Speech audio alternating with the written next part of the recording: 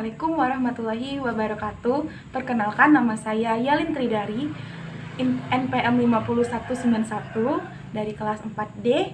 Baiklah, pada kesempatan kali ini saya akan membahas tentang materi pertemuan ketiga, yaitu mengenai perbedaan dan perubahan antara kurikulum 2006 dan kurikulum 2013 untuk memenuhi tugas mata kuliah telaah kurikulum.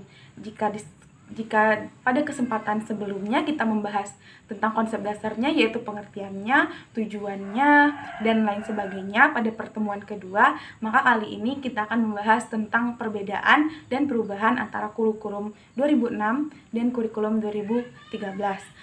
Ada beberapa poin yang akan kita bahas. Pertama, hakikatnya, kemudian prinsip, landasannya, dan strukturnya. Poin yang pertama, hakikat. Hakikat kurikulum merupakan suatu program yang direncanakan serta dilaksanakan guna mencapai tujuan pendidikan tertentu. Jika pada KTSP atau kurikulum 2006 itu merupakan pengembangan kurikulum untuk mewujudkan sekolah yang produktif, efektif, dan berprestasi.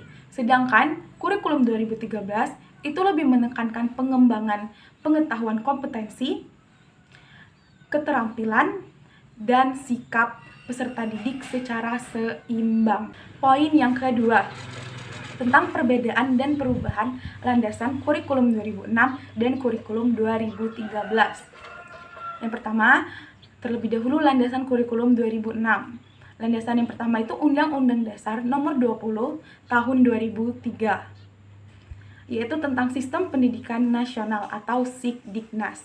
Kemudian landasan yang kedua itu Pengaturan Pemerintah Republik Indonesia Nomor 20 Tahun 2003. Undang-undang pengaturan ini berisi tentang Standar Nasional Pendidikan atau SNP. Yang ketiga, landasan yang ketiga adalah standar isi. Standar isi ini lingkupnya adalah materi dan tingkat kompetensi. Kemudian landasan yang terakhir dari kurikulum 2006 adalah standar kelulusan. Standar kelulusan ini merupakan kualifikasi yang dimiliki oleh lulusan yang mencakup 3 hal. Yang pertama kompetensi, kemudian keterampilan, dan yang terakhir adalah sikap, sebagaimana yang telah tercantum dalam undang-undang. Sedangkan kurikulum 2013 memiliki 4 landasan. Landasan yang pertama adalah filosofi yuridis, landasan yang kedua adalah filosofis, teoristis, dan yang terakhir empiris.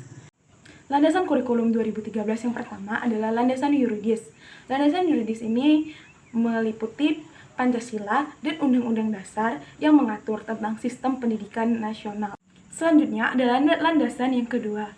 Landasan filosofis pendidikan berfungsi untuk mengembangkan dan membentuk watak bangsa dalam rangka mencerdaskan kehidupan bangsa, sebagaimana yang telah dicantumkan dalam Undang-Undang Dasar Nomor 20 Tahun 2003 tentang Sistem Pendidikan Nasional. Landasan yang ketiga dari kurikulum 2013 adalah landasan teoristis.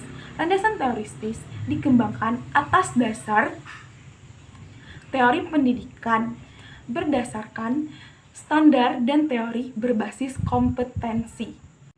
Dan landasan yang terakhir dari kurikulum 2014 adalah landasan empiris.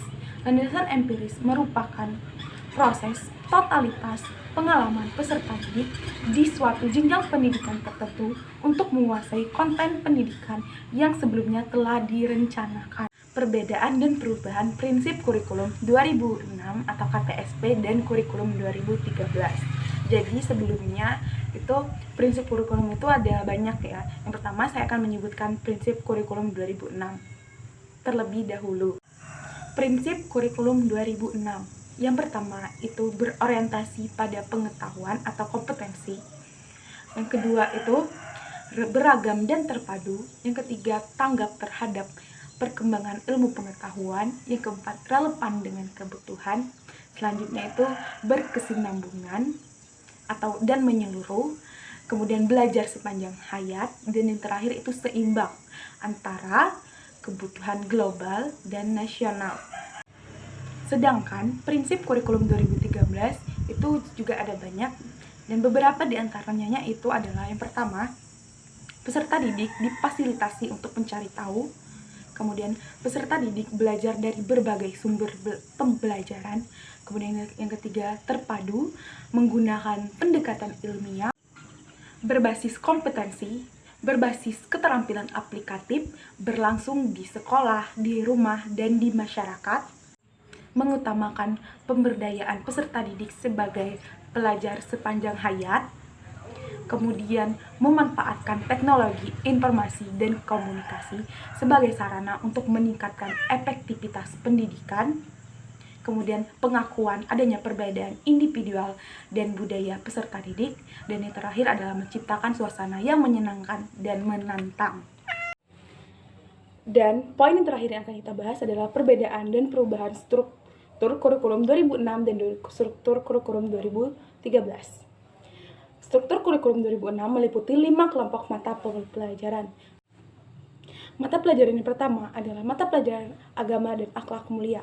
Yang kedua, mata pelajaran kewarganegaraan dan kepribadian. Kemudian yang ketiga, teknologi dan ilmu pengetahuan. Yang keempat, mata pembelajaran estetika.